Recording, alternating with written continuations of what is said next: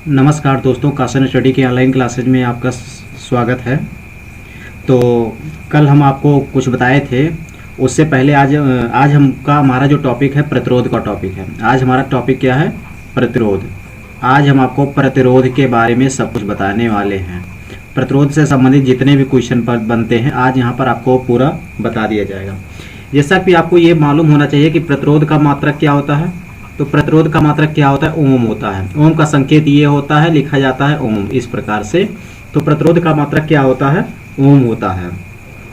तो ये जो प्रतिरोध होता है यह डीसी में धारा के बहने का विरोध करता है।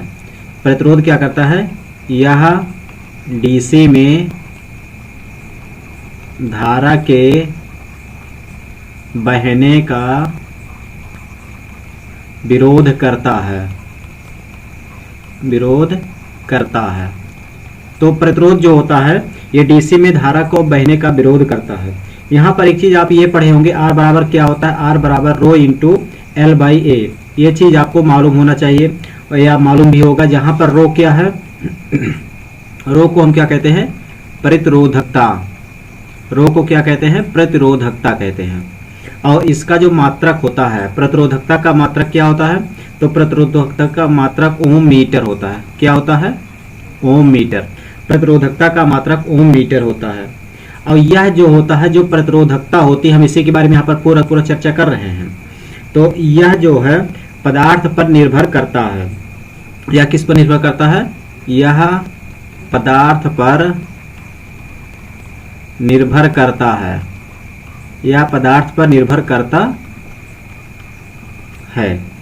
यह लंबाई और पृष्ठीय क्षेत्रफल पर निर्भर नहीं करता। इसको भी लिख लीजिए। यह लंबाई व पृष्ठीय क्षेत्रफल व पृष्ठ क्षेत्रफल पर निर्भर नहीं करता है, निर्भर नहीं करता है। इतना आपको यहाँ पर जानकारी होना बहुत जरूरी है। और इसमें एक पॉइंट ये भी याद कर लीजिए, एक पॉइंट हमारा ये भी बन रहेगा, यह तापमान पर निर्भर करता है, लेकिन यह तापमान पर निर्भर करता है।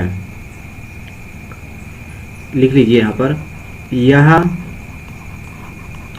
तापमान पर निर्भर करता है। यहाँ पर इतना जो इतना भी लिखवा दिया गया है, ये प्रतिरोधकता के बारे में आपको बताया गया है। ये जो प्रतिरोधकता है, प्रतिरोधकता से इतने भी आपके इंपॉर्टेंट क्वेश्चन बनते हैं। तो आइए हम फिर से शुरू करते हैं इसके बारे में। तो इतना तो आपको मालूम ही हो चुका होगा। आइए हम अगले पेज पर चलते हैं। अगला है, जैसा कि अभी हमने आपको क्या बताया था, आर बराबर क्या बताए थे? आर बराबर रो इंटू एल बाई ए हमने आपको बताया था। और यहाँ पर जो रो के बारे में, प्रतिरोधकता के बारे में हमने बता ही दिया। यहाँ पर जो यल है, यल क्या है? यल हमारा यहाँ पर तार की लंबाई है। तार की लंबाई, तार की लंबाई को किससे प्रदर्शित करते हैं? तो यल से प्रदर्शित करते हैं। और ए क्या है? ए हमारा पृष्ठ का क्षेत्रफल है। ए क्या है? पृष्ठ का क्षेत्रफल। ए क्या है? पृष्ठ का क्षेत्रफल है। तो इतना आपको ये चीज मालूम होना जरूरी है। अब हम बात करते हैं प्रतिरोध के बारे में। अब हम प्रतिरोध के बारे में आपको सब कुछ डिटेल में बताने वाले हैं। तो जो लोग अभी चैनल को सब्सक्राइब नहीं किए हैं, चैनल को सब्सक्राइब कर लें। और वीडियो अगर पसंद आ रहा है तो लाइक जरूर कर दें। जो प्रतिरोध होता है यह पदार्थ की प्रतिरोधकता पर निर्भर करती है। यह पदार्थ की प्रतिरोधकता पर निर्भर करती है। यह पदार्थ की प्रतिरोधकता पर निर्भर करती है।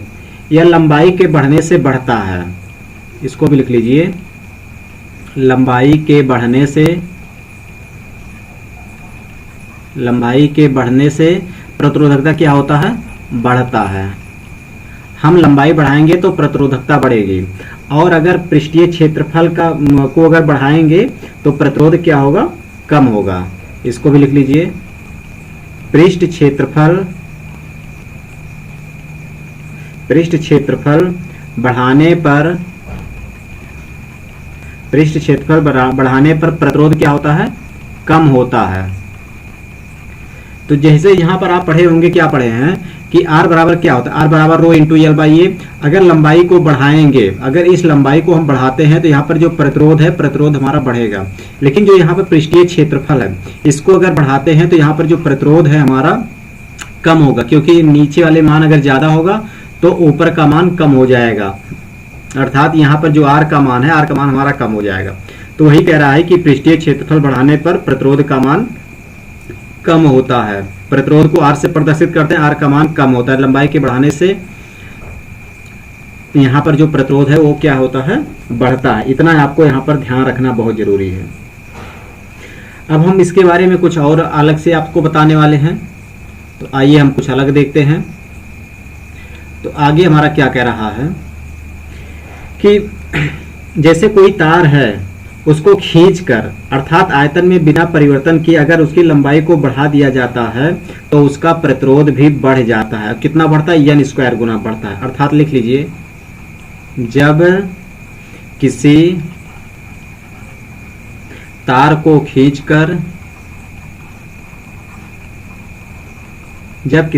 को खींचकर अथवा आयतन में बिना परिवर्तन किए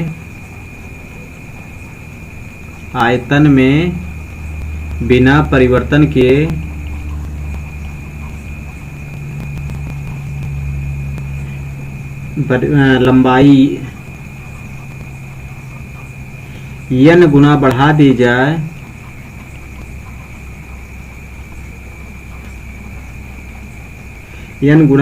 जाए तो उसका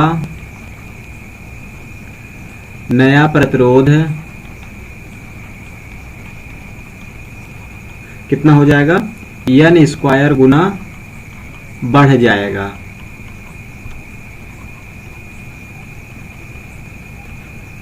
तो n स्क्वायर गुना बढ़ जाएगा। जैसे यहाँ पर हमारा जो क्वेश्चन पूछा जाता है, प्रश्न पूछा जाता है, प्रश्न कैसे पूछा जाता है, अब हम यहाँ पर से प्रश्न देख लीजिए कि प्रश्न वैसे बनता है। देखिए, किसी एक तार में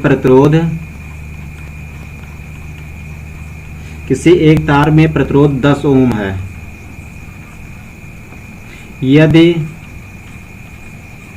खींचकर उसकी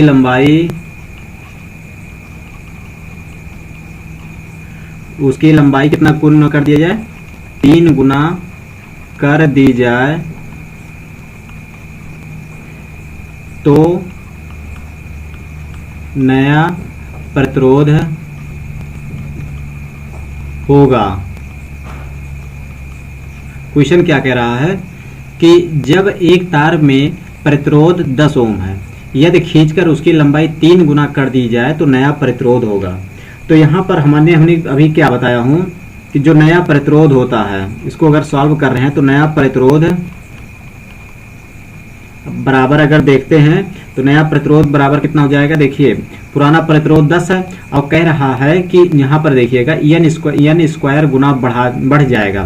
तो जो 10 लिखा गया इसी में n स्क्वायर गुना बढ़ जाएगा, तो n का मान कितना हो जाएगा, n का मान हमारा 3 हो जाएगा, 3 का स्क्वायर। तो यहाँ पर कितना हो जाएगा, 10 गुणे 3 त्रिका 9 अर्थात 90 ओम हो जाएगा। कितना हो जाएगा, 90 ओम हो जाएगा। आइए अगला क्वेश्चन देखते हैं। अगला क्वेश्चन हमारा क्या कह रहा है, यदि किसी तार की लंबाई n गुना बढ़ा दी जाए तो प्रतिरोध कितना बढ़ता है, n गुना बढ़ जाता है। आइए इसके बारे में भी थोड़ा सा नोट्स बना लेते हैं। जब किसी तार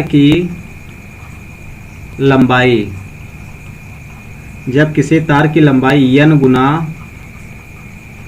बढ़ा दें तो प्रतिरोध n गुना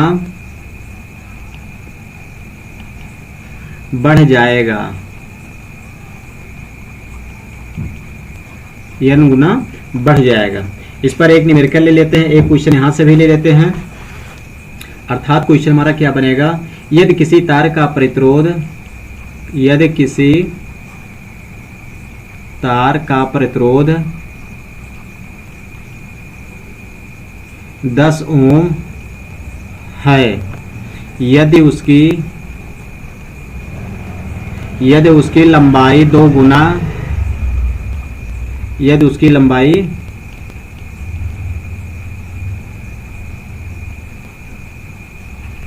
फिर से 2 गुना कर दें तो नया प्रतिरोध होगा।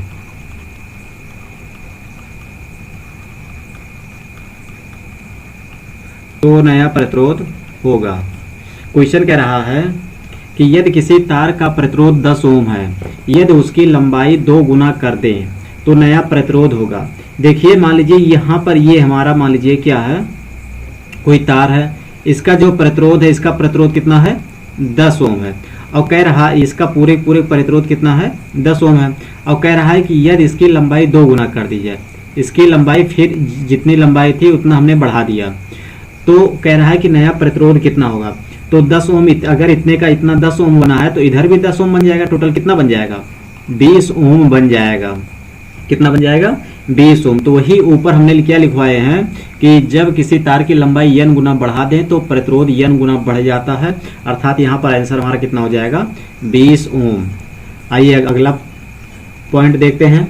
अगला पॉइंट हमारा क्या कह रहा है कि यदि किसी तार को खींचकर या आयतन में बिना परिवर्तन किए उसके क्षेत्रफल में n गुना परिवर्तन कर दिया जाए तो नया प्रतिरोध कितना हो जाता है 1/n गुना हो जाएगा। अर्थात इसमें कुछ लिख लेते हैं, यदि किसी तार को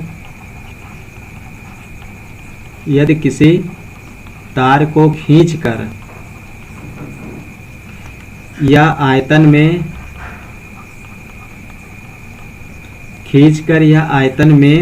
बिना परिवर्तन किए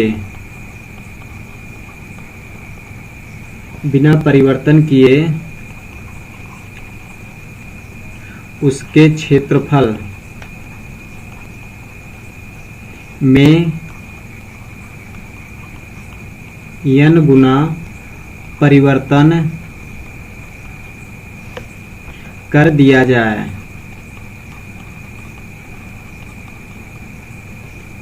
तो नया प्रतिरोध होगा।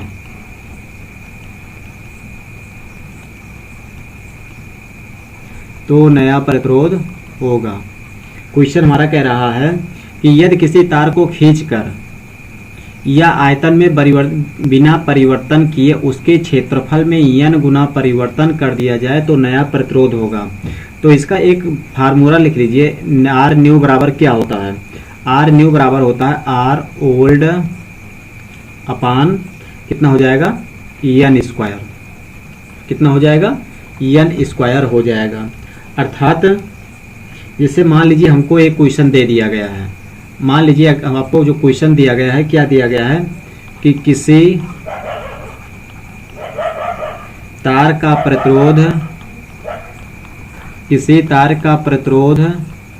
10 ओम है तथा इसका क्षेत्रफल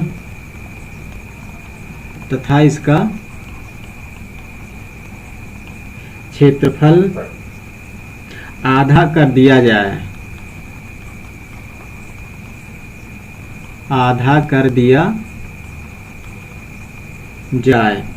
तो नया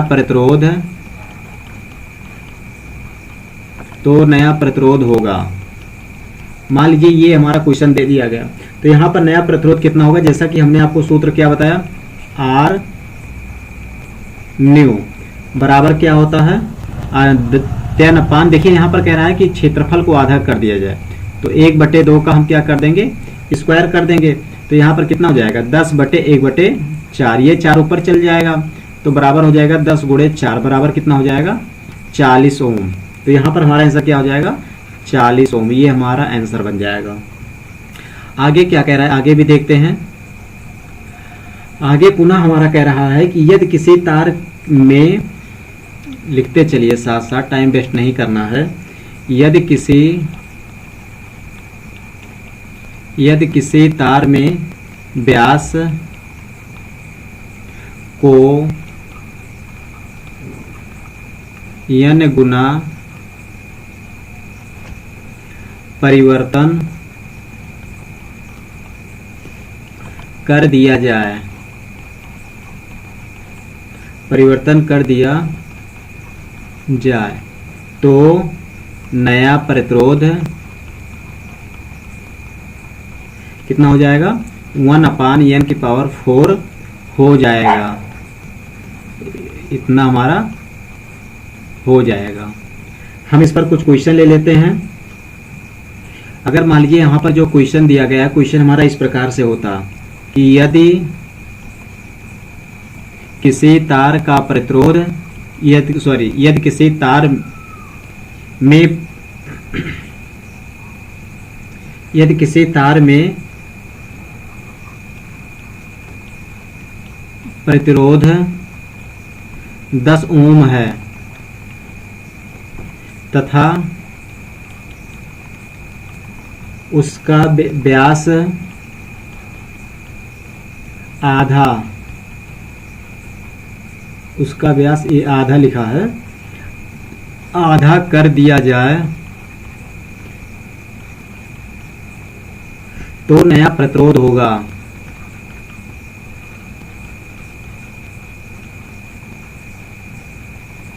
मान लीजिए यहां पर ये क्वेश्चन हमको दे दिया गया, तो इसको हम कैसे सॉल्व करेंगे। अभी मैंने क्या बताया, आर न्यू बराबर क्या हो जाएगा, 10/। देखिए यहां पर कह रहा है कि व्यास को आधा कर दिया जाए, तो व्यास को आधा कर दिया जाए। तो अब जैसा कि आपको ये चीज मालूम होगा कि पाई r² होता है, तो जो यहाँ पर r है इसको आधा कर दिया जाए, तो 10/पाई तो लिखा ही गया। r का मान कितना है, 1/2। 1/2 का हम क्या कर देंगे, आधा। तो यहाँ पर एक चीज आपको ये समझना है कि अगर आधा कर दिया जाए तो आधा में हमारा कितना हो जाएगा, 2 हो जाएगा, और इसका पावर क्या हो जाएगा, 2 हो जाएगा। अर्थात यहाँ पर कितना हो जाएगा, 10/। सीधा यहाँ पर आप सूत्र भी देख रहे हैं, ये सूत्र भी देख लीजिए, 1/4 लिखा गया है। तो यहाँ पर जो पाई लिखा गया, पाई से हमारा यहाँ पर कोई रिलेशन नहीं बनेगा। 1 कितना हो जाएगा, 1/2 की घाती कितना हो गया, 4 हो गया। अर्थात 10/, यहाँ पर कितना हो जाएगा, 1/2 दूनी 4 दूनी 8 दूनी 16। इसको हम सॉल्व करेंगे तो 10 गुणे कितना हो जाएगा, 16 बराबर कितना हो गया हमारा, 160 ओम। 160 ओम यहाँ पर हमारा आंसर बन जाएगा। आइए अगला प्रश्न लेते हैं। अगला प्रश्न हमारा क्या कह रहा है दोस्तों, यहाँ पर आपको एकदम विधिवत बताया जाएगा, कोई क्वेश्चन आपको छुड़वाया नहीं जाएगा। अगर वीडियो आपको पसंद आ रहा है तो चैनल को लाइक जरूर कर लें। आइए अगला क्वेश्चन लेते हैं। अगला क्वेश्चन हमारा क्या कह रहा है, यदि तार का प्रतिरोध है, यदि तार का प्रतिरोध 20 ओम है, यदि आयतन समान हो, यदि आयतन समान हो और उसका व्यास 2 गुना कर दें तो नया प्रतिरोध होगा, तो नया प्रतिरोध होगा। क्वेश्चन कह रहा है यदि तार का प्रतिरोध 20 ओम है, यदि आयतन समान हो और उसका व्यास 2 गुना कर दें तो नया प्रतिरोध होगा। तो जैसा कि आपको यहाँ पर फिर आप पढ़े होंगे कि आर न्यू बराबर क्या पढ़े हैं, आर ओल्ड अपान क्या पढ़े हैं, n⁴। अर्थात आर ओल्ड का मान हमारा कितना लिखा गया है, 20 लिखा गया है, और n का मान कितना है, 2 गुना कर दिया जाए। 2 गुना कर दिया जाए तो 2 की घाते हम क्या कर देंगे, 4 कर देंगे। तो 2 की घाते 4 कर देंगे तो 20/2 दूनी 4 दूनी 8 दूनी 16। अर्थात इसको काटेंगे तो इसको काटने पर हमारा कितना आ जाएगा, 4×5 = 20, 4×4 = 16। काटने के बाद हमारा 5/4 आ गया। और इसको अगर भाग करते हैं तो 4 × 4 हो जाएगा, और 4 दूनी 8, 4×5 = 20, 1.25 ओम यहाँ पर हमारा आंसर हो जाएगा। तो हम जैसे कि यहाँ पर इतना आप पूरा देख चुके हैं, शायद आपको बहुत अच्छे से समझ में आया होगा। और मान लीजिए यहीं पर आपको दे देता, मान लीजिए अगला क्वेश्चन यहीं पर आपको इस तरह से दे देता कि यदि तार का प्रतिरोध, यदि तार का प्रतिरोध 20 ओम है, यदि आयतन समान हो, यदि आयतन समान हो और उसका व्यास 2 गुना कर दें तो, सॉरी यहां पर 2 गुना नहीं, यहां पर आधा कर दें। ये तो हो चुका है, इसके स्थान पर हम क्या कर दें, आधा। यदि उसका व्यास आधा कर दें तो नया प्रतिरोध होगा, तो नया प्रतिरोध होगा। क्वेश्चन हमारा ये कह रहा है कि यदि तार का प्रतिरोध 20 ओम है, यदि आयतन समान हो और उसका व्यास आधा कर दें तो नया प्रतिरोध होगा। तो नया प्रतिरोध का सूत्र क्या होता है, अभी हमने आपको पहले बताया था, आर न्यू बराबर क्या हो जाएगा, 20 बटे, अब की यहाँ पर हम सीधा कह रहा है कि आधा कर दे, आधा मतलब 1/2, इसको आधा कर दिया बटे यहाँ पर कितना हो जाएगा, 2 हो जाएगा, 2 नहीं हो जाएगा, 4 हो जाएगा। तो यहाँ पर अगर 4 हो जाता है तो ऐसे कंडीशन में यहाँ पर कितना हो जाएगा, 20 बटे 1/2, 2 दूनी 4 दूनी 8 दूनी 16, 1 बटे कितना हो गया 16। ये 16 हमारा ऊपर चला जाएगा, 20 गुणे 16 हो जाएगा, इसको मल्टीप्लाई कर देंगे कितना हो जाएगा, 320 ओम यहाँ पर हमारा आंसर आ गया है। आइए हम अगले टॉपिक पर देखते हैं। ये टॉपिक अब यहीं पर एंड करते हैं। अगला टॉपिक हमारा क्या कह रहा है कि अगर हम तापमान पर चलते हैं, प्रतिरोध के तापमान पर चलते हैं, अर्थात तापमान पर, अगर हम तापमान पर चलते हैं, तापमान के बारे में अगर हम यहाँ पर बात करते हैं, यदि 0 डिग्री सेल्सियस, ये 0 है, यदि 0 डिग्री सेल्सियस पर प्रतिरोध, यदि 0 डिग्री सेल्सियस पर प्रतिरोध अगर R0 है, R0 है, प्रतिरोध कितना है, R0 है, और कह रहा है कि जो है यहां पर जो ताप गुणांक, अगर इसका जो ताप गुणांक है, ताप गुणांक मान लीजिए अल्फा 0 है, इसका मात्रक क्या होता है, इसका मात्रक प्रति डिग्री सेल्सियस होता है। ये मात्रक इसका बहुत पूछा जाता है, इसको ध्यान दीजिएगा। और अगर RT, अगर कह रहा है कि T डिग्री सेल्सियस पर, T डिग्री सेल्सियस पर प्रतिरोध, T डिग्री सेल्सियस पर प्रतिरोध कितना है, RT है, तो इनके बीच में एक संबंध बनता है। वो संबंध क्या है, इनके बीच में एक संबंध बनता है, वो संबंध जानते हैं क्या है, RT बराबर R0 into 1 plus alpha into T. यहाँ पर ये हमारा संबंध बनता है कि अल्फा इंटू टी, अर्थात अल्फा 0 इंटू टी, यहाँ पर एक संबंध बनता है। इस पर कुछ न्यूमेरिकल भी पूछे जाते हैं। यहाँ पर ये जो संबंध है, संबंध इसको याद कर लीजिएगा। यहाँ पर एक न्यूमेरिकल पूछे जाते हैं, वो न्यूमेरिकल क्या है देख लीजिए, किस प्रकार से न्यूमेरिकल पूछे जाते हैं। यदि किसी तार का प्रतिरोध, किसी तार का प्रतिरोध 0 डिग्री सेल्सियस पर 10 ओम है तथा अल्फा 0 का मान यहाँ पर अगर आपको यहाँ पर दे दी, मतलब तापमान गुणांक का मान अगर 0.00015 प्रति डिग्री सेल्सियस है तो 20 डिग्री सेल्सियस पर तापमान होगा। यहां पर क्वेश्चन दिया गया है कि किसी तार का प्रतिरोध 0 डिग्री सेल्सियस पर 10 ओम है तथा अल्फा 0 का मान, मतलब इसका जो ताप गुणांक है 0.00015 प्रति डिग्री सेल्सियस है, तो 20 डिग्री सेल्सियस पर इसका तापमान होगा। तो इसको हम कैसे सॉल्व करेंगे, तो जैसा कि आपको मालूम है, अभी मैंने आपको सूत्र बताया, RT बराबर क्या होता है, R0 into 1 plus alpha 0 into T. ये सूत्र अभी हमने बताया है, इसी सूत्र पर वैल्यू रख देंगे। R0 का मान कितना लिखा गया है, 10 लिखा गया है, इंटू 1 प्लस अल्फा 0 का मान कितना लिखा गया है, तो अल्फा 0 का मान लिखा गया है 0.00015 और गुणे टी का मान कितना लिखा गया है, तो टी का मान हमारा 20 लिखा गया है, 20 डिग्री सेल्सियस पर। अगर इसको हम हल करते हैं तो 10 यहाँ पर हो जाएगा और इसको गुणा करते हैं तो गुणा करने पर कितना हो जाएगा, इसको गुणा करने पर 1 + 0.003 हो जाएगा। और इसको आगे सॉल्व करते हैं तो 10 गुणे कितना हो जाएगा 1.003, अर्थात मल्टीप्लाई करने पर हमारा हो जाएगा 10.03 ओम। 10.03 ओम यहाँ पर हमारा आंसर हो जाएगा। आइए हम इसके आगे भी थोड़ा सा आपसे बात करते हैं। अगर यदि यहीं पर आपको कहता है यदि T1 डिग्री सेल्सियस पर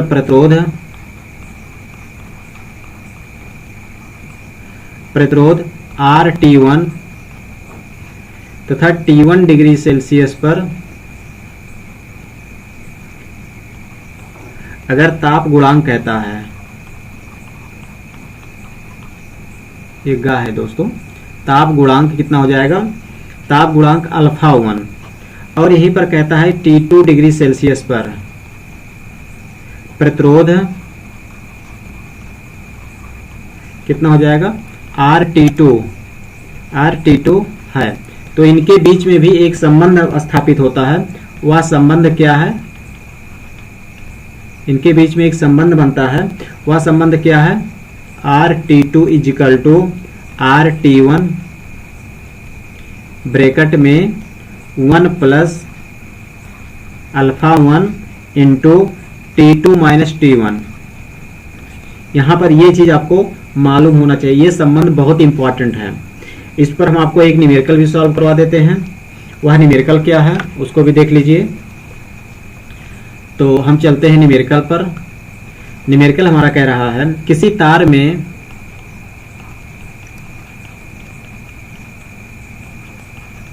तार में 20 डिग्री सेल्सियस पर प्रतिरोध 5 ओम है तथा ताप गुणांक कितना है 0.00015 प्रति डिग्री सेल्सियस है। तो 100 डिग्री सेल्सियस पर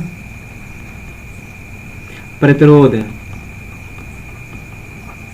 100 डिग्री सेल्सियस पर प्रतिरोध कितना होगा। मान लीजिए यहाँ पर ये क्वेश्चन हमको दे दिया गया है कि किसी तार में 20 डिग्री सेल्सियस पर प्रतिरोध 5 ओम है तथा ताप गुणांक 0.00015 प्रति डिग्री सेल्सियस है। तो ताप गुणांक 100 डिग्री सेल्सियस पर प्रतिरोध कितना होगा। इसको हम कैसे सॉल्व करेंगे। अभी हमने आपको एक सूत्र बताया था यहाँ पर RT2 बराबर क्या बताए थे, RT1 ब्रैकेट में 1 + α1 फिर ब्रैकेट में T2 - T1। ये सूत्र हमने आपको बताया था, एक संबंध बताया था। ये संबंध का सूत्र हमारा ये बना था।